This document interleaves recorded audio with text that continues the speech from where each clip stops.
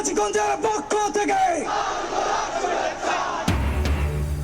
পলাতক ও গুপ্তরা মুদ্রার এপিঠ ওপিঠ নির্বাচন নিয়ে ষড়যন্ত্র রুখে দেওয়ার আহ্বান তারেক রহমানের। গণতন্ত্র ফেরাতে জুলাইয়ের মতো ভোট কেন্দ্রে আসার আহ্বান।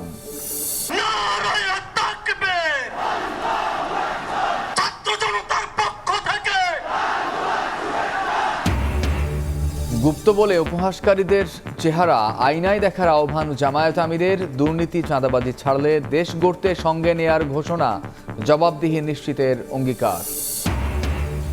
বাড়ছে নির্বাচনী সহিংসতা, হামলা হত্যাকাণ্ড উত্তাপ ছড়াচ্ছে ভোটের পরিবেশে।